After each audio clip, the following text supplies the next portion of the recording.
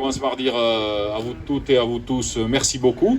Oui. Merci beaucoup, c'est le cas de le dire parce que merci beaucoup continue avec ce projet de boîte à dons.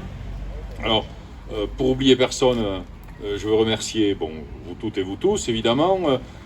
Jacques Cabane qui nous a relancé sur ce projet-là parce qu'il connaissait Monsieur Brisset, président de l'ONG Le Fonds des Hirondelles, c'est marqué dessus, qui, je vais lui donner la parole ensuite, qui a déjà implanté, c'est pas une première, tant mieux, c'est une continuité, une continuation, puisque il y a de telles boîtes à dons à Bizanos, à Pau, à Mazères-le-Zon, Gélos, l'Escar et Arbus, pour le moment. Donc cette boîte à dons est toute simple, hein. On y dépose des biens matériels dont on n'a plus besoin, et cela donne une seconde vie, on espère, à tout ce que vous déposerez. Et bien sûr, si on le dépose, ça veut dire qu'on vient en chercher aussi. Et donc cela crée évidemment, au-delà du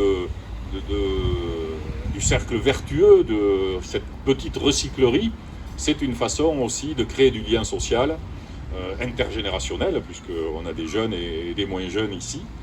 Et il faut rappeler que cette cabane ou cette boîte à dons, je vais dire, qui est simplement en bois, hein, voilà, mais qui est bien utile. C'est pas de l'amertume, c'est de l'humour de balle. Donc cette cabane à dons, elle était déjà proposée, alors je ne sais pas si les personnes sont ici, par des porteurs de projets, Claudia Boucard, Émilie Régembeau et Annelise Gracia, qui ont proposé une telle réalisation dans le budget participatif. Mais ce projet-là n'avait pas été retenu par les votes. Mais la fonction du budget participatif, c'est justement de donner des idées, mais des idées qui peuvent être mises en œuvre, même en dehors du budget participatif, quand les choses peuvent se présenter, et elles se présentent quand justement les élus reprennent l'idée et trouvent la possibilité d'implanter un tel équipement. Donc c'était en janvier 2020 qu'on a contacté l'ONG.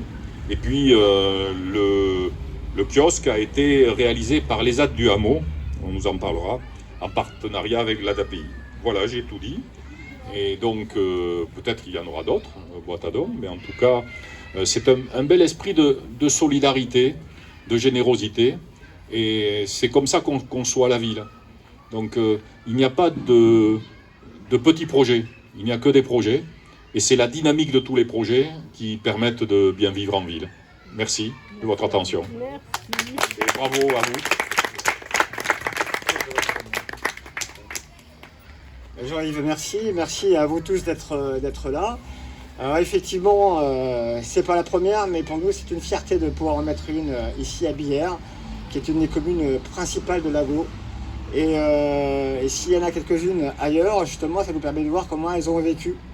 Parce que ces kiosques, qui s'appellent les kiosques Merci beaucoup, sont des boîtes à lire, mais des boîtes à vivre surtout, qui créent un échange et un partage dans le voisinage.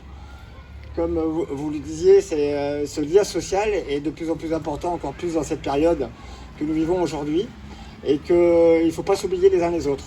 Et que ce kiosque, aujourd'hui, dans les endroits où il a été posé, joue un vrai rôle moteur et créer un cœur de village au sein des quartiers. Aujourd'hui, ce kiosque qui est vide, vous allez voir, il va vite se remplir. Il va vite se remplir, pourquoi? Parce que tous, les uns et les autres, on a un vêtement qu'on n'ose pas jeter, surtout pas, et parce qu'on l'aime toujours ce vêtement. Et bien ce vêtement que vous aimez et que vous ne servez plus, et bien c'est là qu'il ira, ou autre chose, ou un autre objet.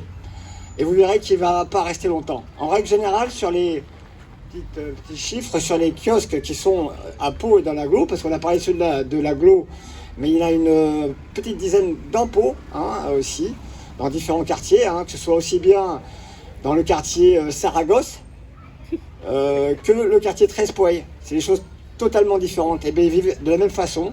Et grosso modo, on a pu mesurer, et je remercie encore les bénévoles de l'ONG qui font le tour de façon hebdomadaire des kiosques.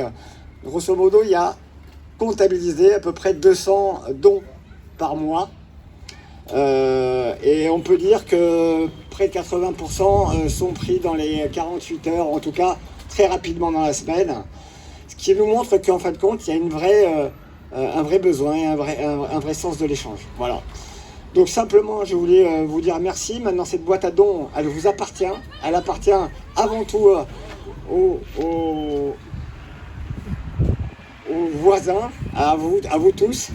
Maintenant, bien longue vie à cette boîte à dons et encore merci aux élus de Billère d'avoir suivi et d'avoir mis en place cette première boîte à dons kiosque solidaire sur Billère. Merci.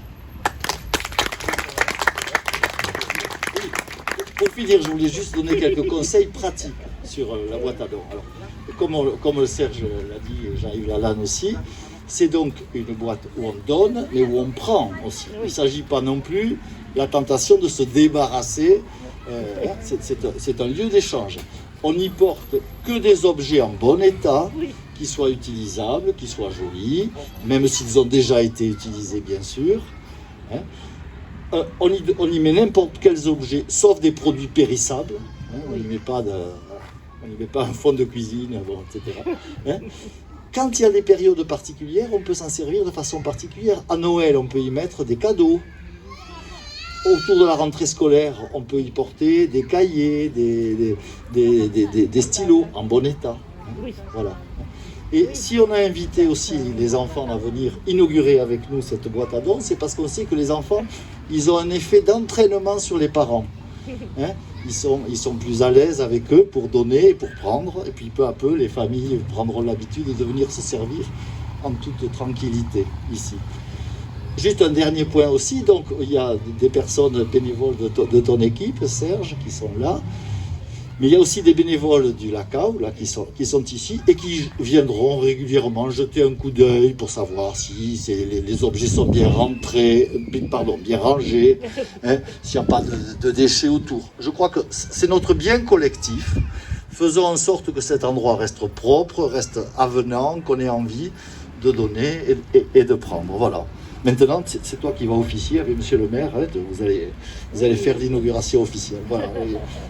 Longue vie à cette boîte ici. Oui, bon, bravo. Allez, les enfants. Hop. Attendez, alors. Il faut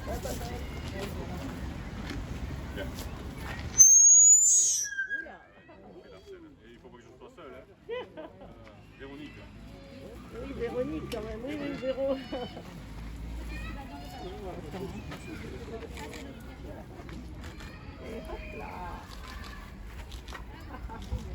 C'est véritablement inauguré. Très bien. Merci. Voilà. C'est un don. En attendant les cadeaux de Noël.